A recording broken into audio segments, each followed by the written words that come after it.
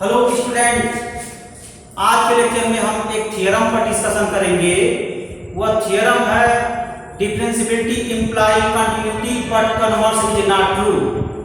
तो देखें, थ्योरम है differentiability imply continuity but converse is not true. इसका मतलब समझिए स्टूडेंट कि एक फंक्शन है, किसी पॉइंट पर अगर वो डिफरेंशिएबल है तो वो कंफर्म है कि कंटिन्यूअस हो जाएगा उस पॉइंट पर, लेकिन इसका जस्ट रिवर्स नहीं सही है। मतलब अगर कोई फंक्शन उस पॉइंट पर कंटिन्यूअस है तो इसका मतलब ये नहीं है कि वह डिफरेंशिएबल होगा। ये हर केस में पॉसिबल नहीं है। अगर पॉलिनोमियल फंक्शन कंसीडर कर रहे हैं वहां तो होल्ड हो जाएगा। पॉलिनोमियल फंक्शन कंटिन्यूअस भी होता है और डिफरेंशिएबल भी होता है। तो पॉलिनोमियल फंक्शन के अलावा अगर कहा जाए एवरीवेयर, अगर कोई फंक्शन डिफरेंशिएबल है तो कंटिन्यूअस हो गया। अगर कंटिन्यूअस है तो क्या वो डिफरेंशिएबल हो जाएगा? नहीं, एवरीवेयर नहीं होगा। तो जो थ्योरम होता है स्टूडेंट वो एवरीवेयर के लिए होता है। मतलब differentiability imply continuity but converse is not true. तो अगर कोई ब्रांच फंक्शन हम कंसीडर कर रहे हैं तो किसी पर्टिकुलर पॉइंट पर अगर ब्रांच फंक्शन कंटिन्यूअस है तो उस पर्टिकुलर पॉइंट पर ब्रांच फंक्शन डिसकंटिन्यूअस हो जाएगा। अगर ब्रांच फंक्शन मॉड्यूलस फंक्शन हो तो मतलब मॉड ऑफ x, एक फंक्शन है at x equal to 0, at x equal to 0 पर मॉड x क्या हो जाएगा? कंटिन्यूअस हो जाएगा। लेकिन स्टूडेंट मॉड x है डिफरेंशिएबल नहीं होगा, है ना स्टूडेंट्स? तो चले हम जो है थ्योरम को प्रूव करें। Proof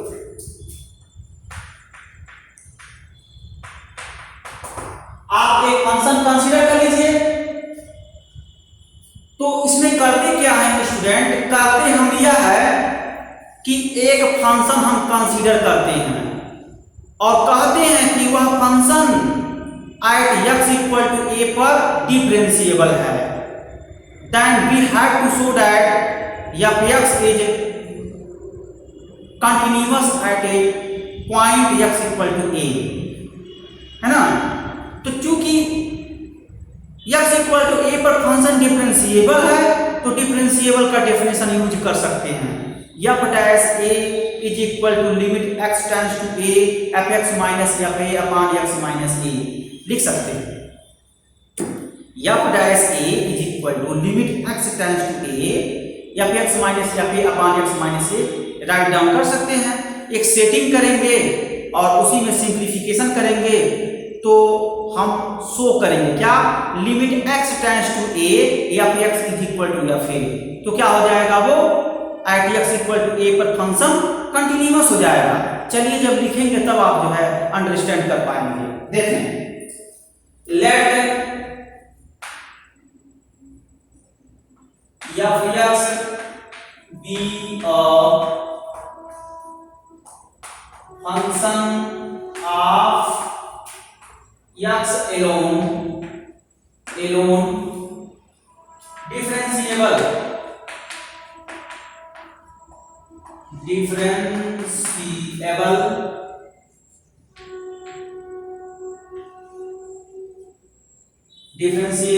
at x equal to a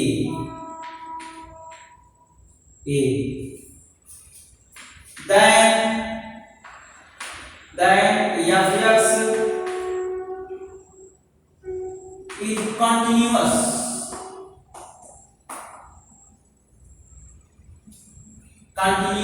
at x equal to a, है ना? ये आपका टारगेट है।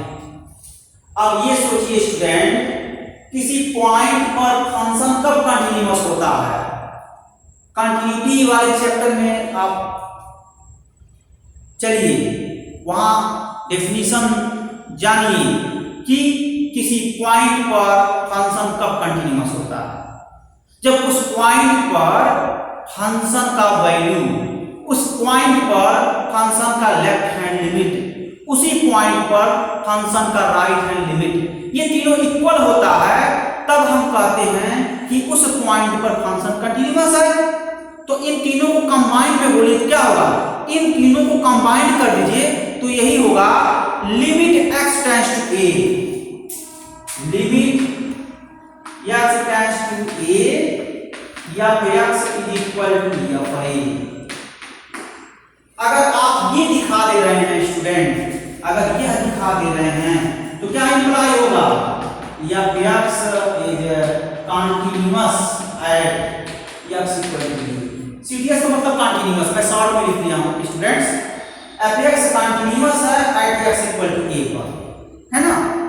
बशर्ते हमारा टारगेट यह है कि हम यहां से डिफरेंशियबिलिटी का डेफिनेशन इस्तेमाल करके, डिफरेंशियबिलिटी के डेफिनेशन को हम सिंप्लीफाई करके अगर हम ये टर्म दिखा देंगे तो ये टर्म क्या इंप्लाई कर जाएगा स्टूडेंट, ये टर्म यही इंप्लाई करेगा कि fx कंटीन्यूअस है at x equal to a पर। तो आपका यही टारगेट है, इसी टारगेट को देखते हुए हम कैलकुलेशन करेंगे, ठीक है ना स्टूडेंट्स। चलिए अब कैलकुलेशन किया जाए। अब कैसे कैलकुलेट करेंगे, अब स्टेप बाय स्टेप जो है पहले एनालिसिस करेंगे, एनालिसिस के बाद हम डेफिनेशन यूज करेंगे, डेफिनेशन के बाद कुछ सिंप्लीफाई करेंगे, सिंप्लीफाई करके ये रिजल्ट हम लाएंगे। और जैसे ही ये रिजल्ट आ जाएगा स्टूडेंट, तुरंत हम बोल देंगे कि फंक्शन कंटीन्यूअस है at x equal to a पर, है ना। तो चलिए एनालिसिस किया जाए। Since f(x)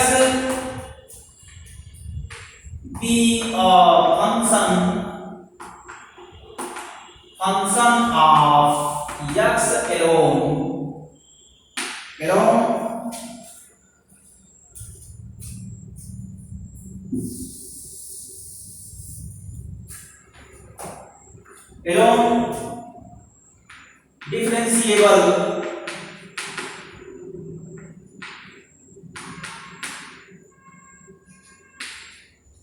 differentiable at x equal to a।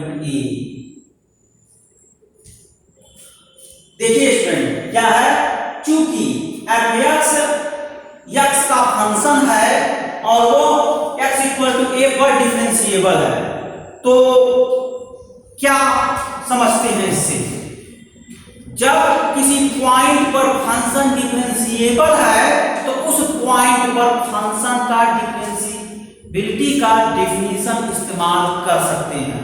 First lecture में जो डिफरेंशिएबिलिटी हम बताए थे उस डिफरेंशिएबिलिटी का आप इस्तेमाल कर लीजिए डेफिनेशन में। 2 लेक्चर में दिया था स्टूडेंट डिफरेंशिएबिलिटी समझाने में, एक सिंपल कैलकुलेशन समझाया था और एक ग्राफ से समझाया था। तो यहाँ पर हम क्या यूज करेंगे, डिफिनेशन ही इस्तेमाल करेंगे, किसका, डिफरेंशिएबिलिटी का। चलिए डिफिनेशन इस्तेमाल किया जाए। Then by definition of differentiability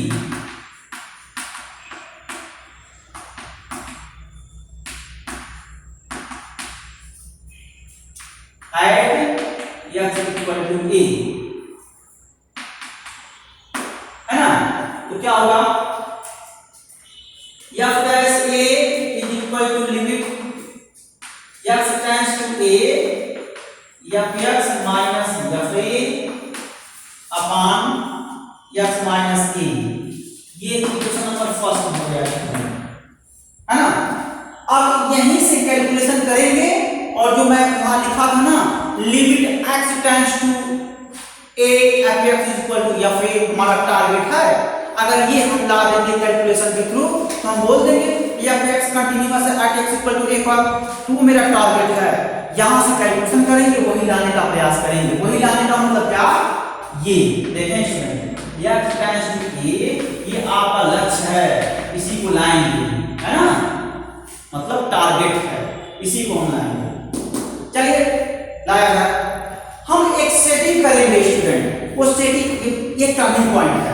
कैसे हम सेटिंग कर रहे हैं, अगर सेटिंग कर लेंगे तो सेटिंग का हम कैलकुलेशन करके ये टर्म हम लाते हैं।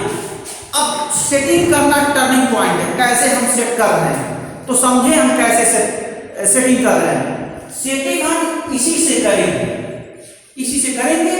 जरा इसको ऐसे सोचिए स्टूडेंट, ये f(x) है और ये fa है, तो क्या हम इसको ऐसे लिख सकते हैं, या f(x) माइनस fa इस टाइप का लिख सकते हैं। तो इसको ट्रांसफर कर ना।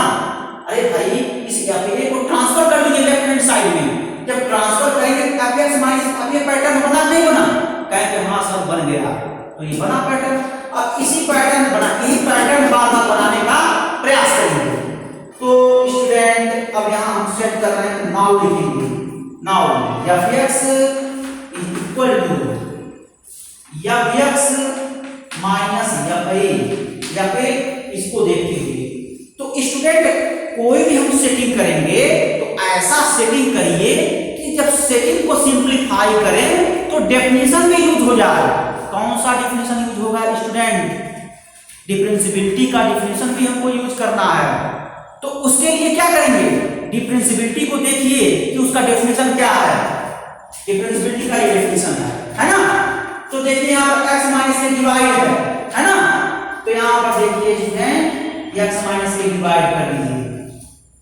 अब क्या करेंगे, लेफ्ट हैंड साइड देखें fx है ना, तो यहां से देखें x माइनस के से मल्टीप्लाई कर दीजिए, और जब इसको आप सॉल्व करेंगे तो क्या आएगा बताइए, क्या इसमें संभव है? fx इज इक्वल टू, जब इसको राइट हैंड साइड को जब आप सॉल्व करेंगे आएगा क्या, fx माइनस fa। ये बताइए इसमें क्या इक्वल होगा? कभी इक्वल नहीं होगा। जब इक्वल नहीं तो ऐसा इक्वल टू का साइन क्यों लगा रहे हैं? हमको इक्वल करना है, इक्वेशन बनाना है ना। इक्वेशन तभी बनेगा जब यहाँ पर fa ऐड कर देंगे। अब सॉल्व करके राइट हैंड साइड को तो fx आ जाएगा। आप इसको सॉल्व करिए राइट हैंड साइड को, देखिए ना x minus a this will be cancel out, cancel out हो गया। fx minus fa plus fa minus fa plus fa this will also cancel out, ये term minus fa cancel out, term बचा fx left hand side में भी fx है, right hand side में भी fx है। तो लिख सकते हैं स्टूडेंट या fx को इतना लंबा चौड़ा टर्म हम लिख सकते हैं। क्यों लंबा चौड़ा टर्म लिखे हैं? इस वजह से लिखे हैं कि ये टर्म हम ला दें, और जैसे ये टर्म हम ला देंगे तुरंत हम बोल देंगे क्या कि fx कंटीन्यूअस है at x equal to a पर। ये कंटीन्यूअस का डेफिनेशन है ना। तो चलिए कैलकुलेशन किया जाए। अब देखिए स्टूडेंट कंटिन्यूटी की डेफिनेशन बताइए। यहां पर लिमिट मांग रहा है, लिमिट मांग रहा है ना, यहां पर कहीं लिमिट है नहीं, तो आप लिमिट अपडेट कर दीजिए। यहां लिखेंगे ऑपरेटिंग ऑन टेकिंग लिख सकते हैं, on taking both side limit x tends to a in above equation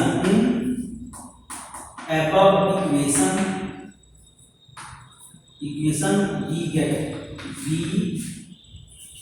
है ना, we get। तो लिमिट ले लीजिए, limit x tends to a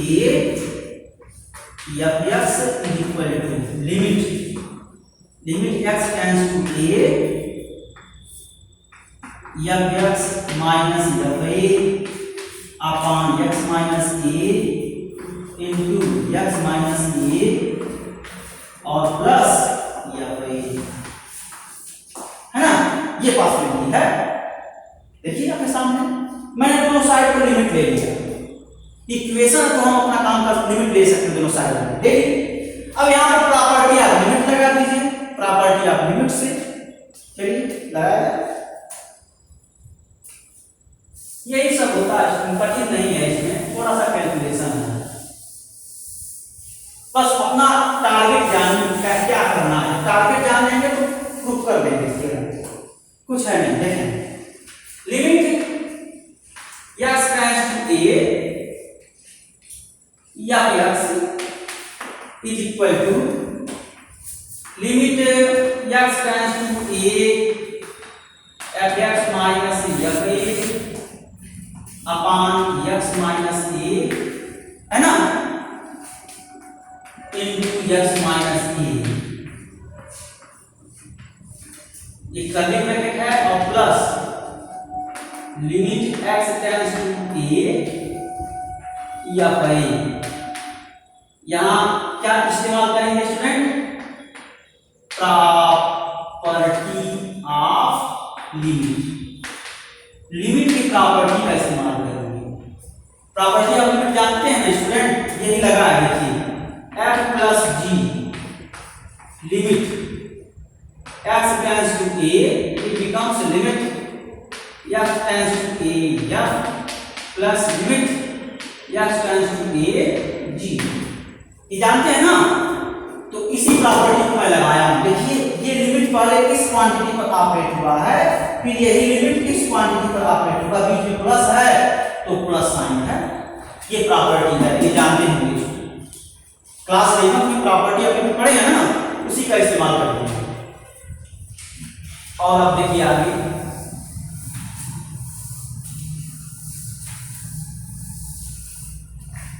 फिर लगा लीजिए प्रॉपर्टी। यहां पर देखिए दो फलन का मल्टीप्लिकेशन है ना, यानी दो फंक्शन का मल्टीप्लिकेशन है, दो फंक्शन का मल्टीप्लिकेशन है, तो again by property of limit लगा दीजिए। तो limit x tends to a या x is equal to limit x tends to a या x minus fa upon x minus a into limit x tends to a x minus a और plus limit x tends to a या fa। ये reason हो जाएगा again by property of limit, again by property of limit है ना, again by using, लिख लीजिए again by using property of limit. कौन सा प्रॉपर्टी इस बार इस्तेमाल किए हैं, ये देखिए f into g limit x tends to a, it becomes limit x tends to a f into limit x tends to a g। ये लिमिट का प्रॉपर्टी होता है। देखिए ये फर्स्ट फंक्शन है स्टूडेंट, यहां देखें, यहां से ये फर्स्ट फंक्शन है और इनटू सेकंड फंक्शन है, ये आपका f है और g है। तो यही सिर्फ बनाना, मतलब यही स्ट्रक्चर बना और इस स्ट्रक्चर को ऐसे हम डिस्ट्रीब्यूट करते हैं। ये लिमिट की प्रॉपर्टी है स्टूडेंट, आप लोगों को आना चाहिए, वो यहां इस्तेमाल किया गया। अब आगे देखिए स्टूडेंट्स, कुछ करते नहीं है। देखिए limit x tends to a या x is equal to limit x tends to a, तो आप लिमिटिंग वैल्यू रख दीजिए। इसका वैल्यू क्या, आगे इक्वेशन नंबर फर्स्ट से इसका वैल्यू क्या पढ़ते हैं, ये तो डिफरेंशिएबिलिटी का डेफिनेशन है ना स्टूडेंट, इसके जगह पर हम आपका a लिख सकते हैं और into limiting value when x tends to a then x minus a tends to 0, limiting value 0 plus ये कांस्टेंट फंक्शन है स्टूडेंट, किसी पर्टिकुलर पॉइंट पर फंक्शन का वैल्यू फिक्स वैल्यू आता है, उसी फिक्स वैल्यू को कांस्टेंट बोलते हैं। और x tends to a then fa tends to fa, it becomes fa हो गया है ना। अब यहां पर सिंपलीफाई करिए, तो limit x tends to a या x is equal to fa है ना। देखिए वही स्ट्रक्चर जो स्टार्टिंग में बता रहे थे ना, limit x tends to a या f is equal to fa which imply f is the continuous function at x equal to a।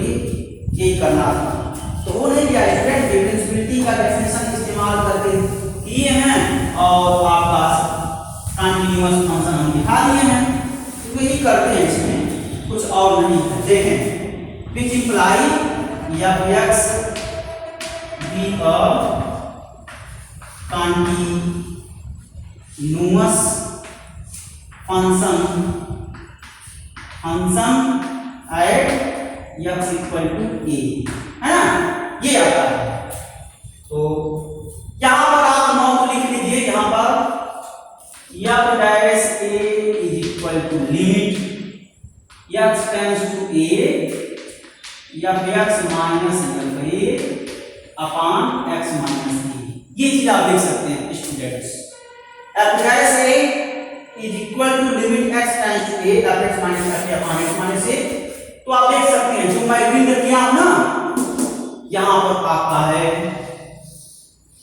इसको आप देखें जो मैं गिन किया हूं, इसको इसके प्लेस पर क्या यूज कर सकते हैं, यहाँ पर ऐसे सोर्स स्टूडेंट मैं यहाँ ऐसे लिख दिया, और ये जैसे जैसे पॉइंट a की तरफ अप्रोच करेगा वैसे वैसे x माइनस a 0 की तरफ अप्रोच करेगा। तो लिमिटिंग केस में हम x माइनस a के प्लेस पर 0 यूज कर देंगे, वही मैं किया और सिंपलीफाई किया हूं, यह स्ट्रक्चर आया है। इसी स्ट्रक्चर को तो बोलते हैं f(x) ये continuous function at x equal to a। तो एक पार्ट प्रूव कर लिए, differentiability imply continuity, but converse is not true. अब इस थ्योरम का कन्वर्स पार्ट हमको प्रूव करना है, मतलब अगर कोई फंक्शन कंटिन्यूअस है तो यह जरूरी नहीं है कि वो डिफरेंशिएबल हो जाए। तो हमेशा कन्वर्स पार्ट प्रूव करने के लिए क्या करते हैं स्टूडेंट, कन्वर्स पार्ट प्रूव करने के लिए हम काउंटर एग्जाम्पल का हेल्प लेते हैं। काउंटर एग्जाम्पल के हेल्प से हम कन्वर्स पार्ट को प्रूव करते हैं। चलिए काउंटर एग्जाम्पल लिया है,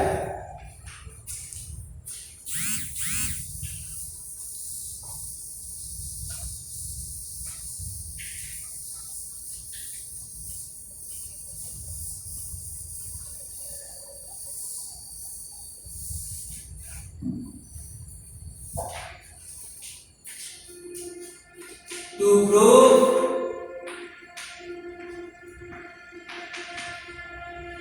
converse part of the above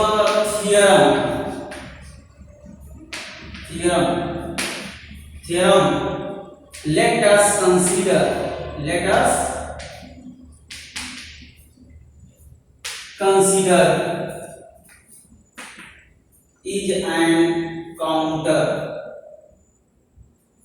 is a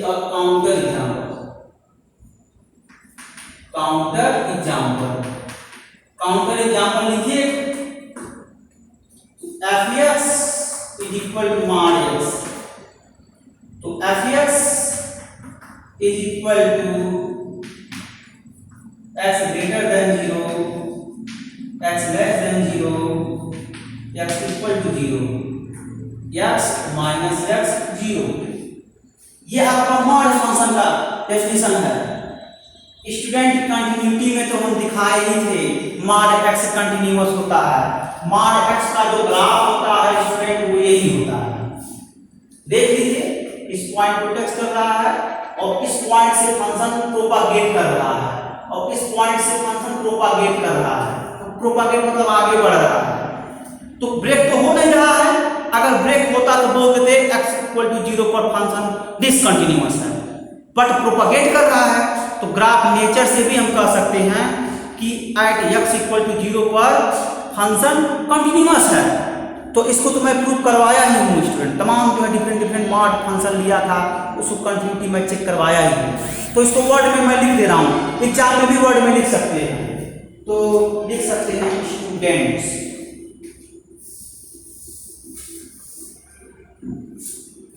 देखें f(x) is continuous at x equal to 0, but f(x) is not differentiable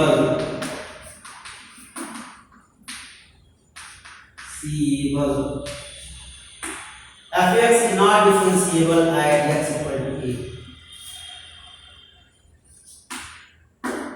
at x equal to a पर at x equal to a f(x) is not differentiable, इसी को दिखाना है। at x equal to a पर f(x) differentiable क्यों नहीं होता है।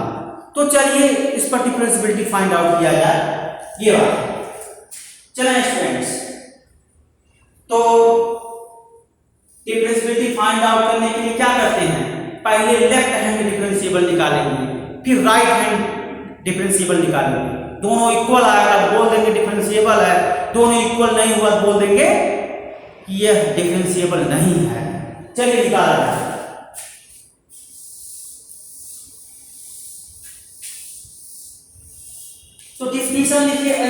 क्या, H D is equal to limit H tends to 0 f0 minus f0 minus H upon minus sorry H हो गया एच। आप डिफिनेशन ऐसे याद करते हैं student, limit H tends to 0 F A minus H upon H, ये definition याद करते हैं। ये लेफ्ट हैंड डिफरेंशिएबल का यह फार्मूला होता है, मैं इसको प्रूव करवाया था। ये किस पॉइंट पर है, यह at X equal to A point पर है, और आपको डिफरेंशिएबल किस पर चेक करना है, एक्स इक्वल टू 0 पर चेक करना है। तो इसी फार्मूले में ए के प्लेस पर 0 यूज कर दीजिए, तो f0 minus h upon h हो जाता है, वो आपके सामने है ना, ये आपके सामने है। अब क्या करेंगे, यूज कर लीजिए, तो ये देखिए limit h tends to 0, f0 का वैल्यू देखिए एट x इक्वल टू 0 पर fx 0 है, f0 equal to 0 minus f0 minus h, x less than 0, आपको लेफ्ट हैंड लिमिट निकालना है, तो x लेस देन 0, यही इस पर फंक्शन देखिए माइनस है, तो माइनस आप 0 माइनस h है ना अपॉन h है। x के प्लेस पर 0 माइनस h यूज कर देंगे, तो जिस प्लेस पर x है उस प्लेस पर 0 माइनस h यूज करेंगे। क्यों, क्योंकि आपको f0 minus h find out करना है, तो x के प्लेस पर 0 माइनस h यूज करेंगे। ये function define fx equal to minus x, तो माइनस 0 माइनस h होगा, देखिए होगी। अब इसको सिंपलीफाई कर लीजिए स्टूडेंट, तो जब सिंपलीफाई करेंगे इसको तो ये -1 आ गया है ना। अब राइट हैंड लिमिट निकाला जाए है ना, अब राइट हैंड लिमिट निकालिए,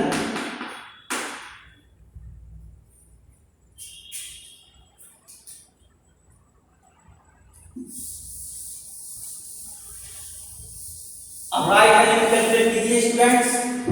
जब कैलकुलेट करेंगे क्या होगा, right hand derivable, sorry student right hand derivable calculate करेंगे। देखिए left hand derivable calculate, left hand differentiable कहिए या डेरिवेबल कहिए, बात बराबर है। लेफ्ट हैंड डिफरेंशिएबल वैल्यू आया -1, कैलकुलेट किए। अब राइट हैंड डिफरेंशिएबल कैलकुलेट करेंगे, तो क्या होगा, इसका definition limit h tends to 0 या a plus h minus fa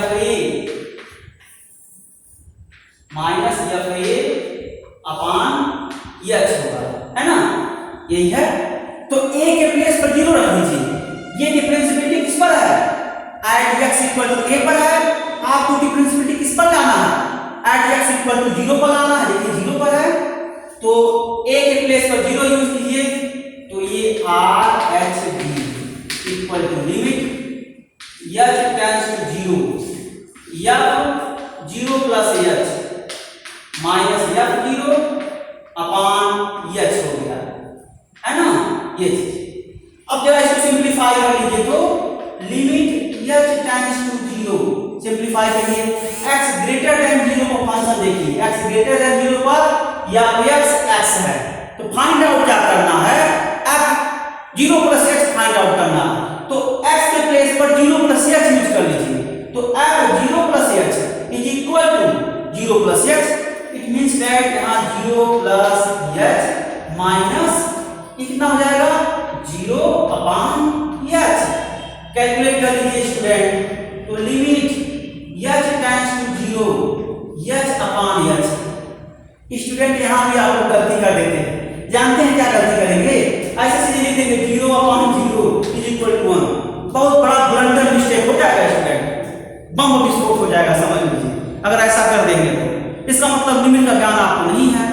student जब आप लिमिट सॉल्व करते हैं, जब 0/0 का केस आता है उसको क्या बोलते हैं, उसको इनडिटरमिनेंट बोलते हैं, और इनडिटरमिनेंट के केस में एल हॉस्पिटल लगाते हैं। अगर एल हॉस्पिटल का प्रोसीजर आपको नहीं मालूम है तो आप उस फ्रैक्शन को सिंप्लीफाई करते हैं, सिंप्लीफाई करके लिमिट यूज करते हैं, तब जाकर के आंसर आता है ना। तो ऐसे नहीं कर देते हैं स्टूडेंट, गलत हो जाएगा। 0/0 का मान 1 नहीं होता है, 0/0 का वैल्यू इनडिटरमिनेंट होता है। 0/0 का वैल्यू 1 नहीं होगा स्टूडेंट, 0/0 का वैल्यू इनडिटरमिनेंट होगा, तो इस बात का ध्यान रखेंगे। तो ये वैल्यू हो जाएगा आपका 1। कैसे 1 होगा? यच में x से डिवाइड करेंगे तो ये आपका ऐसे होगा स्टूडेंट, नहीं यच टेंड्स टू 0 1। अब ये कांस्टेंट फंक्शन है और h 0 अप्रोच करेगा, जब h 0 अप्रोच करेगा फंक्शन 1 ही रहेगा, अर्थात 1 हो जाएगा। तो देखें RHD कैलकुलेट कर लिए स्टूडेंट, RHD कैलकुलेट कर लिए है ना, RHD कैलकुलेट हो गया है, RHD ये कैलकुलेट हो गया। देखिए LHD का वैल्यू क्या आया है, LHD -1 आया, ये -1 क्या है, -1 LHD को हम कैलकुलेट किए तब प्राप्त किए हैं, और RHD 1 क्या इक्वल आ गया स्टूडेंट? नहीं। तो अभी अगला जो है आपका एनालिसिस है स्टूडेंट, वो क्या है? अगला एनालिसिस आपका ये है कि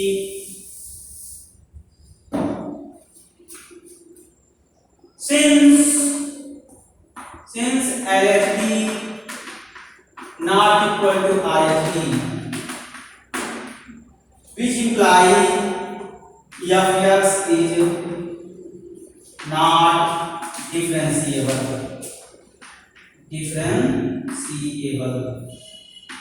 at x equal to a। अब क्लियर हो गया ना स्टूडेंट? कंक्लूजन आपका यह निकला स्टूडेंट कि किसी पॉइंट पर फंक्शन fx अगर डिफरेंशिएबल है तो कंफर्म है कि वह कंटिन्यूअस हो जाएगा, लेकिन अगर किसी पॉइंट पर फंक्शन कंटिन्यूअस है तो ये कंफर्म नहीं है कि वह डिफरेंशिएबल होगा, है ना। आपके सामने है, दिखा दिया हमने। तो आज के लिए बस स्टूडेंट इतना ही, अगले लेक्चर में कुछ हम डिफरेंट टाइप के प्रॉब्लम सॉल्व करेंगे। Okay student, thanks.